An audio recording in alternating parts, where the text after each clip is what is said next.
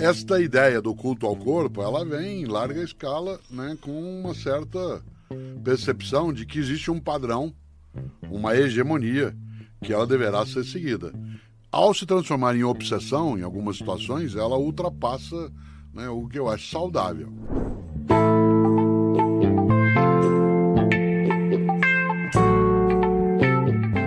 Quando eu digo que eu faço musculação porque Cláudia me dá aula, eu dificilmente iria, nunca fui, né? Dificilmente eu iria a uma academia. Não que eu seja avesso a isso, mas não é um espaço onde eu tenha prazer de estar. Se eu tiver que me recuperar de algo, sim. Né? No ano 2000, eu tive uma intercorrência que não era pareceria cardiológica num primeiro momento, você se lembra, no ano de 2000. Né? E não era uma questão de labirinto que simulou, mas ali eu achei, né, ao fazer exames, uma isquemia na parede anterior do coração que já estava lá. Você tinha parado de fumar, não era? Tinha parado de fumar, aquilo produzia perturbação. E aí sim, durante 2 anos, eu a cada 3 meses que é uma frase semana... que você até falava. Eu parei de fumar faz tantos anos e 20 quilos. E 20 quilos. Ainda falo. Você engordou muito Sim, depois disso? Bastante. Bastante porque o cigarro, no meu caso, né, ele produzia um distanciamento da alimentação. Por outro lado, né, ele canalizava parte daquilo que era o meu movimento de prazer em relação a algo na qual eu era viciado, não era prazeroso vez ou outra. E aí sim, eu fiz exercícios intencionais durante 2 anos para fazer algo que aconteceu, que foi o desaparecimento dessa cicatriz na parede anterior do coração. Por que eu digo isso? Porque dedicar-me no dia a dia a uma atividade como o exercício físico, para que o meu corpo ele possa ser uma exposição prazerosa para outros e para mim, não é uma intenção que eu tenha. Mas também é uma questão, né, de você, estando mais idoso, como é o meu caso. Casado, e não é só isso, mas casado, idoso, professor na área de filosofia, você tem alguns encantos, alguns charmes que ultrapassam. Que compensam. E que não exigem que haja essa atenção. Mas esse culto ao corpo, ele não é exclusivo nosso. Né? Essa ideia, né, ela já vem desde a antiguidade no Ocidente em relação a gregos e romanos. Existe uma fala muito comum que está muito em alta e muito na moda, que é você não pode ser bem-sucedido só em um único aspecto da sua vida, né?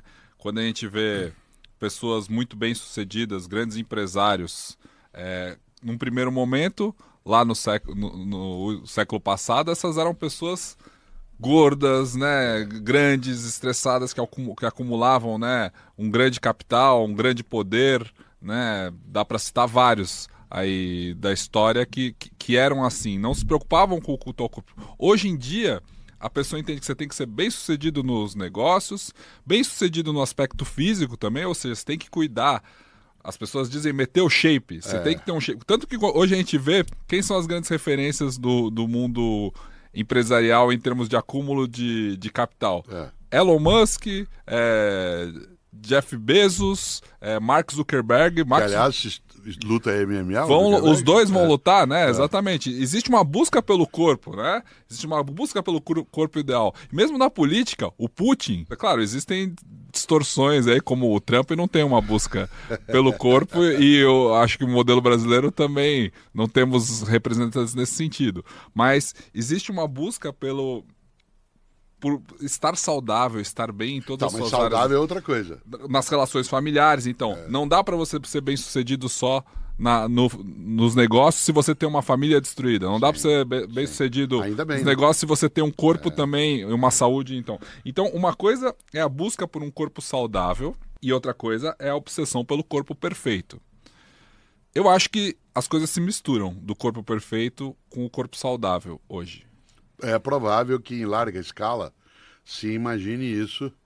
Né? Eu, por exemplo, embora eu seja obeso, eu nunca deixo, você sabe disso, de fazer todos os anos meu acompanhamento. Todos os anos eu me interno e faço com regularidade os exames, de maneira que aquilo que em mim pode ser esteticamente desconforme com a hegemonia ou com o desejo ou com a moda, que ele não seja prejudicial. Há uma diferença de você ter uma barriga extensiva como sinal apenas de descuido ou de acúmulo de alimento, seja o que for, e uma circunferência abdominal que te leve a um acúmulo de gordura que seja danoso. Né? Se até o século XIX, né, em alguma medida, a ideia era que você se mostraria bem-sucedido com um ventre expandido, o fisiculturismo é uma coisa do século XX. Ele retoma coisas do século 5, 4 a.C., no mundo greco-romano. Na Grécia Antiga, o corpo já era supervalorizado, né? Os corpos atléticos são sinônimos de beleza e de virilidade. Em relação ao mundo masculino, especialmente, porque o corpo feminino raramente era objeto de exposição, exceto no que se refere às deusas. Você encontra estátuas femininas de deusas, mas encontra estátuas masculinas nuas que não necessariamente são de deuses, são também de mortais. São de atletas. Isso, de atletas. Uma das suposições dentro da composição do corpo na antiguidade clássica grega e depois romana era a simetria. A simetria você observa na arquitetura clássica grega com as colunas dóricas colocadas lado a lado com um capitel sobre elas, né, que dê um formato em que tudo se equilibra. Tudo se equilibra. A percepção simétrica. A simetria como sendo uma composição que não leva à estranheza do olhar. Muitas pessoas se dedicaram a isso. Uma das coisas que mais se fazia no mundo grego antigo há 2.500 anos eram exercícios físicos num lugar onde as pessoas ficavam nuas, crianças nuas, e isso no sentido de exercício. Esse lugar era chamado de gymnasium, o ginásio, onde as crianças ali ficavam aprendendo as artes do exercício do moldar o corpo. Só que, como você lembrou, a ideia do corpo perfeito era um corpo que se aproximasse de um ideal. Evidentemente que o ideal seria uma escultura feita por Fídias, né, há 2.500 anos, digamos, e que ele colocava alguém assemelhado a Apolo, ao deus Apolo, com os braços proporcionais, com a cabeça proporcional ao resto do corpo. Musculoso. Nós vamos ter isso de novo no Renascimento, quando Leonardo da Vinci consegue compor a matemática dentro da expressão corporal, especialmente com a noção clássica do homem vitruviano. Da proporção áurea. Isso. Em que você vê num círculo um ser humano no centro com várias formas de reflexo, em que você tem ali uma composição matemática. E se você observar o desenho original, né, feito pelo Da Vinci, tem anotações numéricas em relação a quanto deve ter um braço, qual é a extensão do dedo. É fazer coincidir a matemática como a perfeição das formas pela geometria com o corpo humano. Nós temos alterações estéticas no século XX e XXI. Algumas das pessoas mais admiradas em relação ao corpo, eu sempre fiquei pensando, um dos atores do cinema francês, absolutamente charmoso quando eu era criança, a gente imaginava ser como ele, era o Jean-Paul Belmondo, que tinha um nariz inacreditavelmente expressivo, que hoje seria estranho até. Ou, se você olhar, se a gente pega o corpo de algumas mulheres que são padrões de beleza, ela tem um nariz que não necessariamente seria um nariz que era mais marcado pelo afunilamento, né, por uma marca diferente. Mas a magreza passa a ser um critério num momento, a não magreza em outro. Há uma relatividade na estética do corpo. O que eu acho é que... Tem a ver com a moda? Tem a ver com a moda. Acho que nos 20 anos mais recentes, a ausência de prazeres na convivência, a vida mais dura, mais urbana, mais disputada, fez com que o espaço em que eu pudesse me dedicar a mim seria um mergulho para dentro. Quase uma coisa de colapso. Isto é, eu me volto para mim e aí eu vou fazer com que o meu corpo vá sendo moldado de dentro para fora e não de fora para dentro. Isso significa que eu vou praticar exercícios que, num primeiro momento, eles podem ser desagradáveis, mas que vão levar à jornada do herói, como você gosta de lembrar. Isto é, eu vou me dedicar a algo que do sofrimento vai à perfeição, que vai do deserto ao paraíso. E para isso eu vou me privar. Vou me privar do alimento, vou me privar da bebida, vou utilizar coisas que façam com que eu passe, e agora eu vou usar o termo, passe a ser admirada ou admirado. É aquilo das redes sociais que a gente vê o tá pago. Né? É um pagamento que você faz com um compromisso que você tem no futuro de ter um corpo saudável, de ocupar um espaço maior dentro do universo, dentro disso que você falou aí, de ser de dentro para fora, que você vai ficar maior, com o peito mais estufado, que seja, mas que é uma penitência, é um tá pago, né? Que as pessoas gostam de postar, de fazer, ó, fui na academia hoje cedo, tá pago no domingo, valendo, né? Tipo, para mostrar que ela tá também se privando de prazeres ou não tendo uma vida tão Olha como eu sou, nababesca assim. É interessante, eu não sou a pessoa adequada para falar isso, porque como eu sou obeso e não tenho essa fixação em relação ao exercício, etc., só faço aquilo que eu tenho que fazer para não piorar. Né? Eu sempre achei interessante alguém expor que ela mostrou as fases e como ela estava e como ela ficou, né? Como eu sou da área intelectual, o meu modo de troco seria dizer assim, irmão, e por que você não expõe os livros que você começou a ler e o tantão que você leu agora?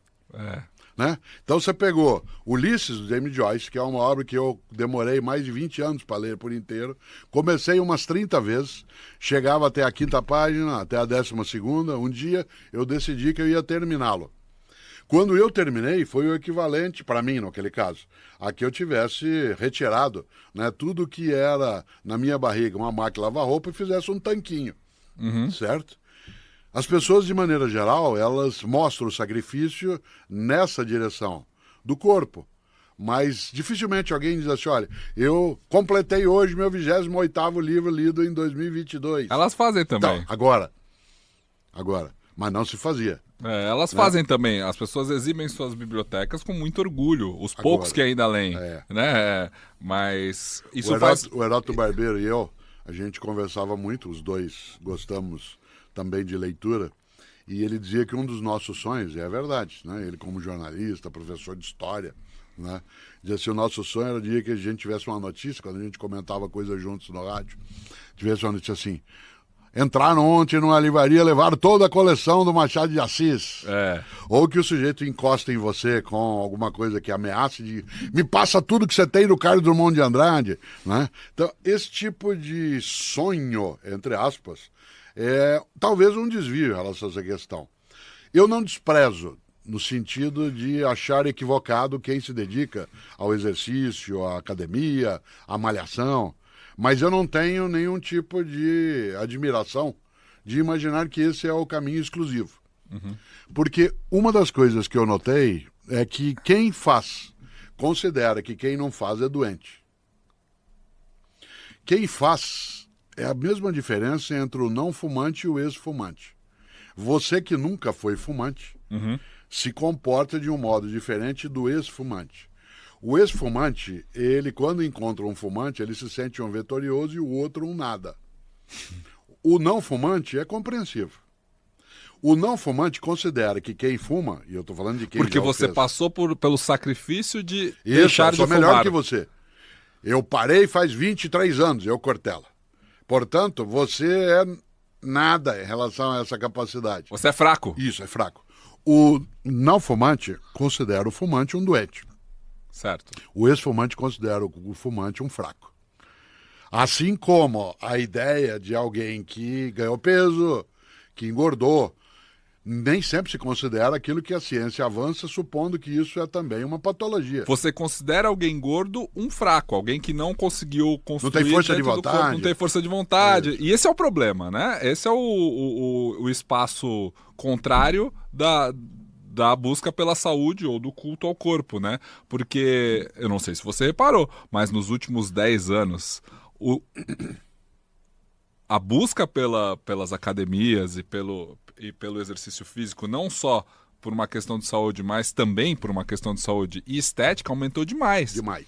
A gente vê muito mais pessoas mais atléticas, mais fortes, mais aí de acordo com o que tá na moda, bonitas nesse sentido, mais simétricas do que for, com procedimentos estéticos que são invasivos e não, mas também pela busca por um corpo, assim, o exercício se transformou em uma coisa cool, assim, é bacana. É quase religiosa em algumas situações.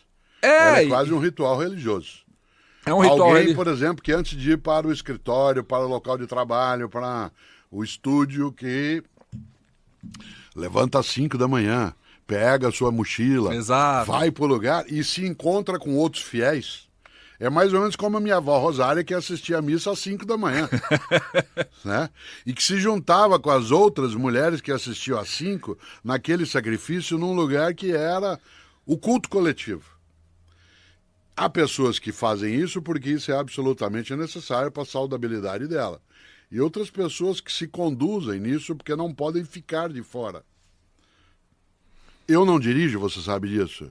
A frase que alguém diz quando diz que não dirige é assim: você não dirige? Pode ser que assim. E você? Qual academia você frequenta? Eu não frequento. Você não frequenta? Mas agora, por exemplo, o que você falou é que eu quero ver se você consegue fazer esse exercício, então. Por exemplo. É físico esse exercício? Não, é mental. Esse eu faço melhor. É mental. Porque o que você teve ao longo da sua vida foi a valorização de um aspecto.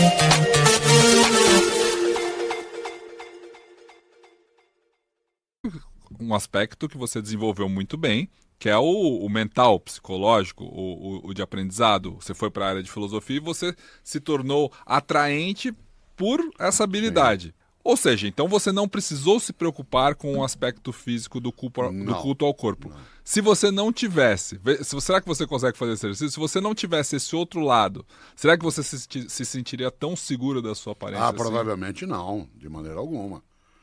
A ideia de eu, entre aspas, estar bem resolvido né, com a minha aparência tem a ver mais com o fato. Primeiro que eu sou idoso. E aí há uma certa aceitação de que uma pessoa com mais idade já está lá, para quê? Né? Não vai.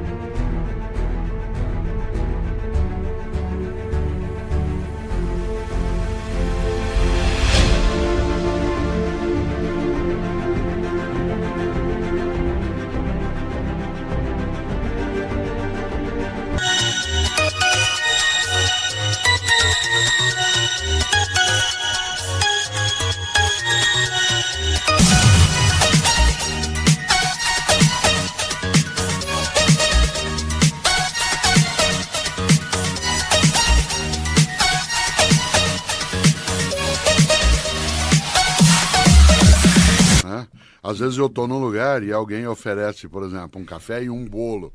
um bolo gostoso de laranja, Aham. eu digo, você não quer, não quero mais. Ah, come, poxa. Pô, pra quê? É quase que a pessoa diz, você já vai morrer logo mesmo. Por que que você não aproveita? Aproveita a vida. Aham. Olha que interessante. Aproveitar a vida, no meu caso, em vários momentos, é poder fruir um pouco mais o vinho que eu gosto, ou o gole de cachaça que eventualmente eu gosto. Um churrasco. Isso, um churrasco. Por uma Demorado. outra pessoa, aproveitar a vida significa fazer com que a endorfina circule para ela de uma outra maneira e que ela possa fazer maratona. Eu acho admirável as pessoas que fazem maratona, as pessoas capazes de correr, como os gregos antigos gostavam também de fazer. E uma das minhas respostas, dado que eu não faço, amanhã eu vou fazer uma meia maratona. Falo, se for metade eu não vou de jeito nenhum, só vou se for inteira. Uma das coisas curiosas e gostosas para mim é ver que pessoas que fazem o exercício, mas que não têm obsessão somática, obsessão pelo corpo, que essas pessoas elas gostam de fazer aquilo porque isso faz bem a elas. Não é uma questão de aparência, é uma questão mesmo dela provocar nela uma circunstância de bem-estar.